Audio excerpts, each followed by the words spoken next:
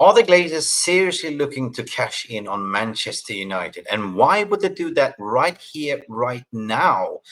I mean, we're talking about $5.8 billion of the shares, and Sir Jim Ratcliffe cannot even say anything or do anything as well. We're going to cover this deeper and deeper because The Athletic has also come out to report why is it so. Also, Carlos Baleba forcing a move in January, although his stats has been very, very poor. We're going to talk about that later on in this video, guys. This is Mick Ruby from MUFC Realist TV giving you the round of updates. We take it with a pinch of salt, or are we looking at pepper in their eyes? Can we be bothered to go through another takeover saga? Well, we should find out. At the end of the day, guys, do me a massive favor, like and subscribe. Let's discuss this. Cool and composed. Send it.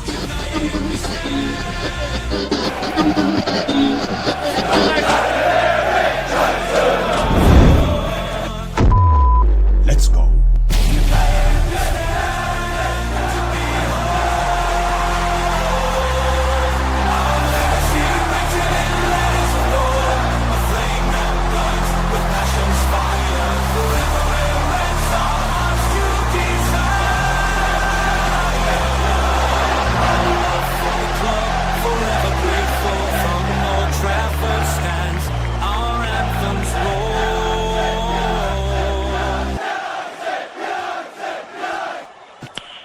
Okay, let's go. Okay, let's go, people. Love United, hate the Glazers, and this is a moment of truth, or is it? Because we are coming to that financial year when, the club and the board are discussing strategical alignment, budgeting, finances, and it's almost been 18 years in the clause and contract since Sir Jim Ratcliffe bought the minority, and that was held by, the takeover of the Rain Group that spoke to a lot of Saudi consortiums, Dubai consortiums, Qatar, Sheikh Yassim, and all that stuff.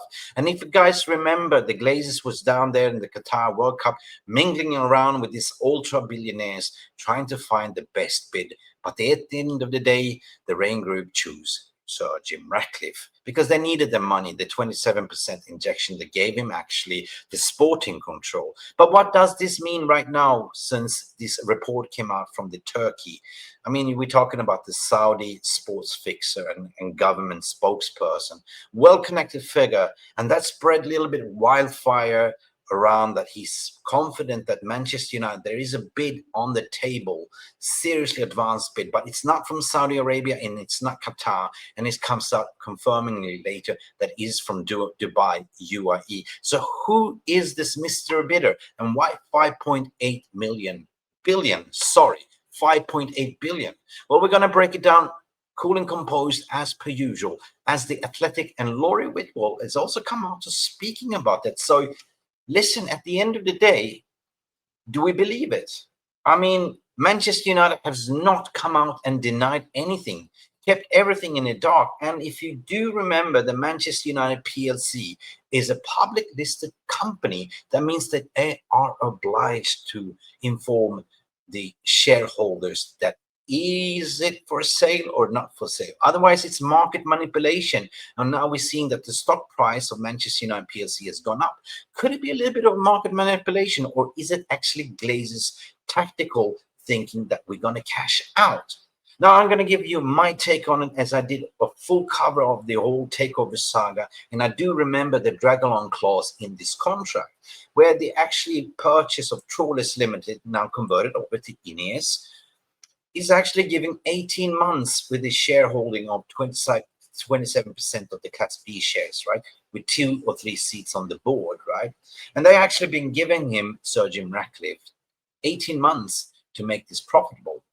After this, there is a buyout clause on $32 per share.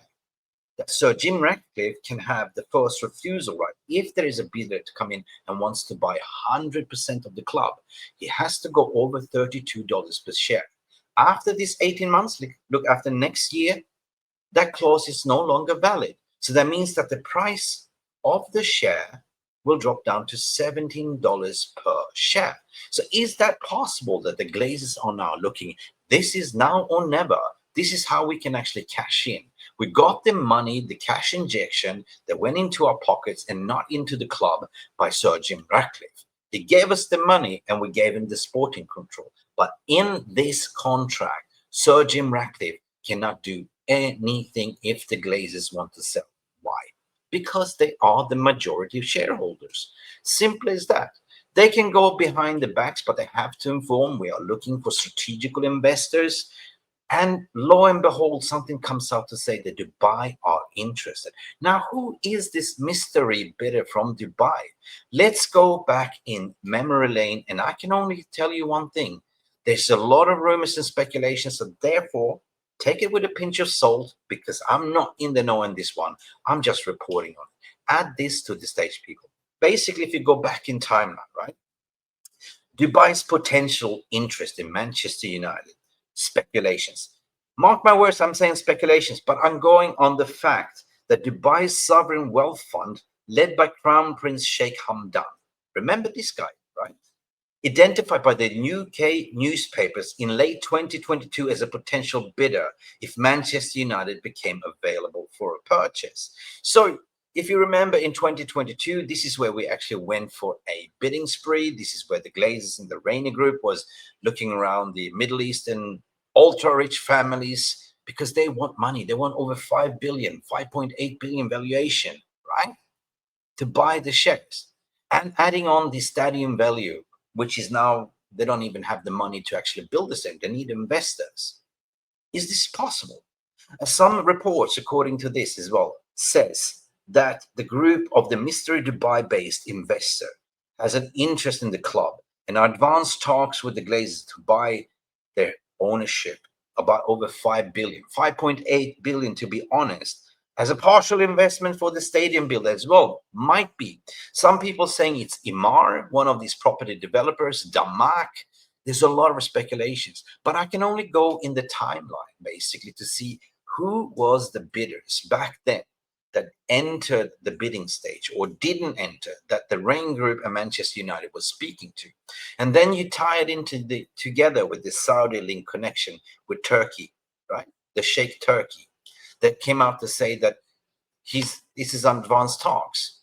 But at the end of the day, the silence of the lamb, it's no good because Manchester United, again, is a public listed traded company. So sooner or later, they have to come out with a statement. And if you remember back in the Thanksgiving in 2022, this is where the announcement came out from Abraham Glazer to say that we have decided to go out from strategical investors. Could it be now that knowing everything that is in the contract, purchasing contract, with the price share B holders is on $32 per share, and that will depreciate next year? Could it be that this could be the catalyst now that the Glazers are willing to cash in and adding on the stadium build plan? Could it be that this could be the trigger? If we know the Glazers, they are driven by money. If we know the Glazers currently, they cannot take any dividends, money out of the club like they used to do, thanks to Sir Jim Ratcliffe. But on the other hand, if this bidding mystery comes and tables a bid for 5.8 million, I swear to God, I hope to God that the Glazers will take the bait and run, because as of next year, the price will drop to $17 per share. Seriously, think about that one. And this is also reported by Laurie Whitwell in The Athletic. So should we take it with a pinch of salt? Also, if you can consider it that Ineos can come out and say, well, no, we also actually want to have 100% of the club. And they can also explain why Ineos is stripping off their assets, selling the sporting ventures, looking potentially to say OG needs XYZ to go all in on Manchester United. What will happen to Ruben Amorim? What will happen to already the best in class people, the footballing operation people, Omar Barada, Jason Wilcox, Christopher Vell, and Ruben Amorim? What will happen? Well, nothing, I would think. I think that if we get 100% buyout and Sir Jim Ratcliffe cannot buy because it will be a bidding war at the end of the day, if this Dubai consortium, they are ultra rich, are considering this as an investment, they don't really need return on the money. They are filthy rich. And it's not a state-led owned consortium like it is with Qatar. So it's not really oil money, what you might say. But at the end of the day, it's a double-edged sword. I've been reading my comments in the comments timeline. Some people don't want it. Some people are xenophobic. We don't want that. Look at Newcastle. Look at Abu Dhabi, owning that Man City. But just only say, look at the Glazers that destroyed us club for 19 years. Beggars cannot be choosers. I don't really care who comes in. I don't even believe that's this Finnish entrepreneur, Thomas Siliakos, that is now riding the PR wave to say, I'm willing to come in, but, to raise money. Nah, this guy is a fraud, basically. He did the same thing. He never put in a bid. He's just there to sort of promote his app, and that's about it. So take it with a pinch of salt. But at the end of the day, guys, I want to hear your thoughts and feelings regarding this, right? There is no smoke without fire. Nobody's really denying it. And more tier one journalists is coming out to report on it. Is it something that they are in the know about? Is it something that might be coming up? Considering that, we are coming to the Q4 financial year planning. And we know that Sir Jim Ratcliffe have pumped in a lot of money, and the Glazers do not want to spend one single dollar. Seriously. And they cannot take dividends. Is this the moment where they are looking to cash in maximum with the project generation of building the new stadium at XYZ that can add on to the valuation? Well, we should seriously find out. But at the end of the day, I want to hear your thoughts and feelings on this Saturday. What do you think?